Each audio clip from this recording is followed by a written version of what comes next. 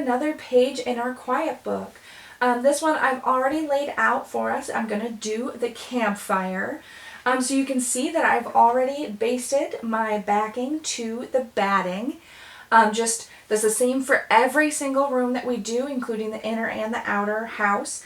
So if you missed that or would like to see that again, go ahead and check out the inner and outer house. I also did that. I showed that on the pond just in case anybody needed a refresher. So the first thing I like to do with every room is to lay it out for how I want it to look. And on this one, I actually added a second piece of this little flame. I really wanted to add a little bit more dimension here, so I put one back here, and I just really love how it turned out. So I've got this beautifully laid out and ready to go.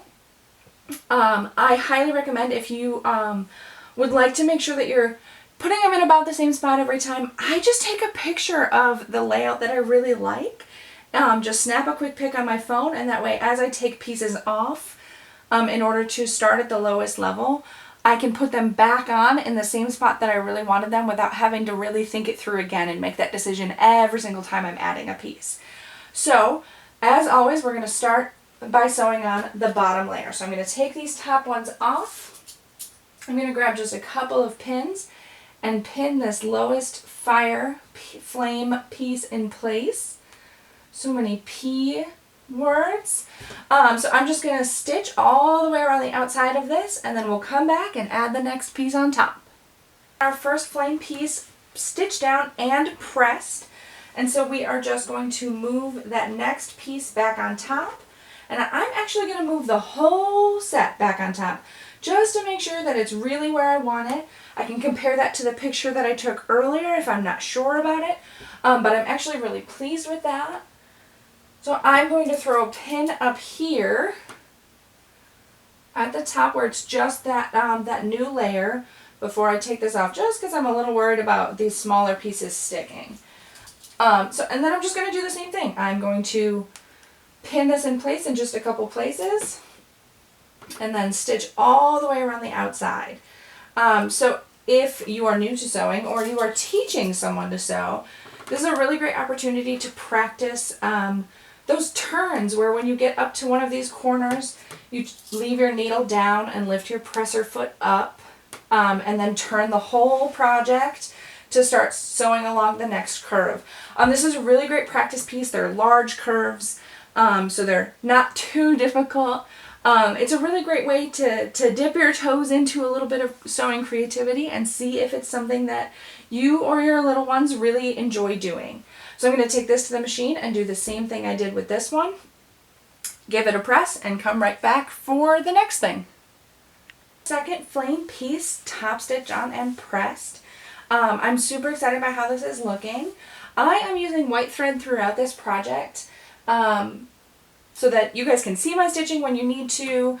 It's blending into some, but just so I'm not switching threads throughout. But you can definitely choose either coordinating thread if you want that to be hidden, or a fun contrast thread. With these flames, you could stitch some flame markings on top of them, on top of what the flame pieces we already have. Just make it your own, have a lot of fun with it, and do what you most want, you or your little one, if your little one is helping you make the decisions. So I'm going to pin this third flame piece in place. And this is going through quite a few layers of fabric again, so just be careful when you're pinning, if your little ones are helping in particular, and be careful when you're stitching as you're now starting to go through more and more layers of fabric. So this is all pinned in place and ready to go, so I'm going to stitch it in place and press it and come right back. So we have our third and last flame piece stitched on and pressed. You can obviously add more flame. I obviously mirror image this one before I cut it out to add this extra one in the back. But have fun, do whatever you want with it. Really get creative and enjoy the process. Obviously we still need some logs for this campfire, otherwise it's just a weird flame sitting in the middle of nowhere. So I'm just going to bring both pieces back out just to make sure I have them where I want them. And when I'm placing these, I'm keeping in mind that the seam allowance that I'm going to need along the bottom edge when I finish this. And I'm seeing over here the side edge as well, just to make sure that they're not going to end up, the finishing is not going to end up changing my vision for what this page should really look like. So I really like where this is sitting. I'm going to throw a pin right here to keep this one in place because this is the one I'm going to stitch first. And then actually, just so that this doesn't move, I'm going to put a pin in it all the way over here and then just flip it back and throw a second pin in that. Just so that that stays where I want it to when I flip it back, but I can still stitch this bottom layer down. I'm going to throw another pin down here. And I think that's going to be good because that's a lot of straight stitching. So I'm going to take that to the machine and stitch all the way around the outsides and then press it. This could be a really fun step to use a contrast stitching if you want to use like a red or an orange to show that the logs are warm from the fire. You could use some dark stitch lines to show bark on your wood. Really get creative if you want to. I chose a textured fabric, a beautiful pattern fabric, so I'm going to let that one shine, but go to town, have fun with it, and do whatever you and your little one really like. Okay, we have our first log in place. I am going to unpin that extra little bit to hold that back and just straighten that out and add a pin right back in this end. And we're just going to do the same top stitch and press to the last log. Okay, so our last log is on and pressed. Feel free to add any other decoration that you would like to this page. You could sew up some cute little faux sticks with marshmallows at the end to tuck in the pages. You could construct this one kind of like we do with the pond, where we double layer it and leave it open so it falls a little bit forward. That could be really cute. There's so many ways to add some personalization. Just have some fun with it, and I hope you really like your new campfire. Thanks for hanging out for the sew along. So we are going to be doing the Doll's House Quiet Book bedroom today. And I'm really excited. This one has some really fun features, and I think it'll be really fun to sew up. So as always for these, I have already basted the batting to the room. And again, if you'd like to see that, please do check out the videos for the inside and outside of the house, or the pond, where I do show that one sewn up if you missed that. So the bedroom. So we have a lovely bed with a blanket, 2 nightstands, a little footboard, which is so cute, some flowers that I'm going to just use some buttons to show, and then a little lamp with a pole. So as always, I do really like to lay out my complete room at the very start, just to make sure that I really know what I'm getting at before I really get started. So this is what my end result will hopefully look like. And again, if you've placed all your things where you really like them, I do really like to take a picture of the room as I intend it to be, because I think that really helps me to remember where it is, so I don't have to make that decision over and over again. So the first things we're going to do are sew down the bottom layer of things. So we've got to take some of this off, unfortunately, even though it's really cute. So I'm going to take the lamp shade off, but the lamp actually just sits right on top of the table. So since I like to batch sew, I am going to pin both of those in place right now.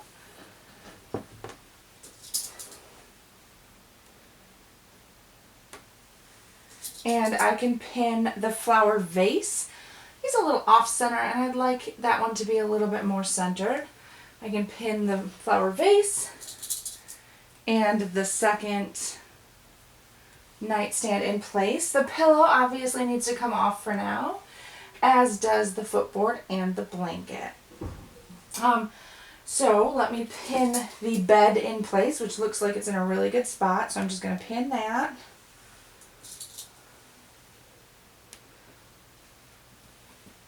And I'm ready to sew around the outside of all of these pieces. So I'm going to take that to the machine, give them all a quick sew, and then we'll be back. So we have the base level of our bedroom set and ready for the next step. You can see I did add in some stems for my flowers, and I will just sew the buttons at the very tops of those. next.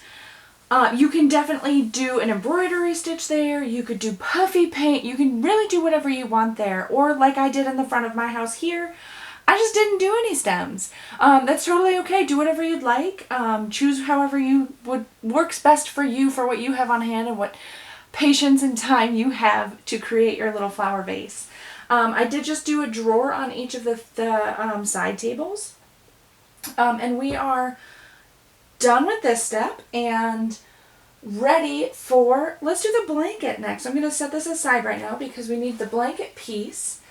And what we need to do is, blanket piece, what we're going to do is just fold the top edge down by 1/2 inch and give that a really good press. So I'm going to grab that and do that. Okay, so you can see I've got this folded 1/2 inch toward the wrong side, which my fabric doesn't really have a right wrong side easily. It's not easy to tell, but I've got this 1/2 inch to the wrong side. What I'm going to do is I'm just going to top stitch close to the very raw edge with a straight stitch on my machine, and then I'll come right back. I have our blanket all finished here. I've just got a nice straight stitch. I gave it a really good press. You can see the raw edge on the wrong side. And because, again, this was cut on the bias, that raw edge is going to be just as stable as anything else in the book, where it shouldn't fray too much, and any fraying that it does do just gives it a little personality. So we are ready to have that room back again and prep for the next layer. So obviously the blanket is part of that next layer. So you just line that up along the bottom of the bed, and I'm going to throw just a couple pins in there.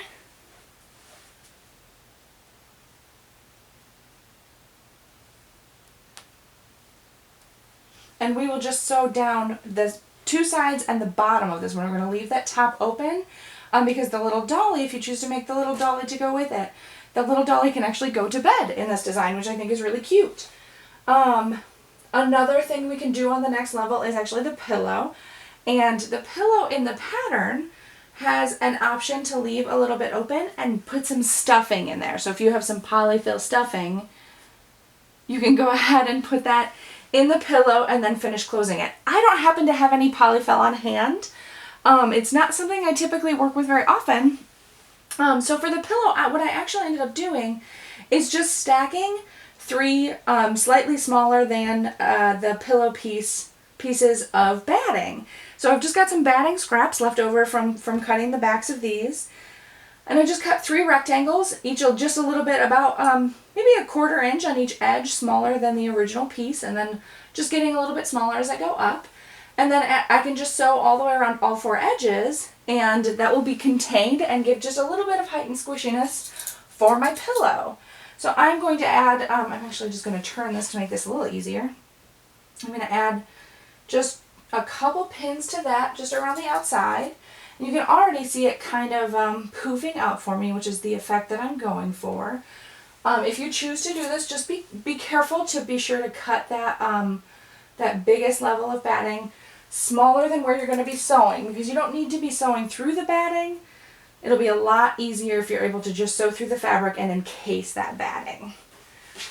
So my pillow is pinned in place and ready to go. So the last bit that I can sew right now, if you're a batch sewer, as always, if you don't want to batch sew, just do these one at a time, take it to your machine and come on back. Just hit pause on that video and come on back.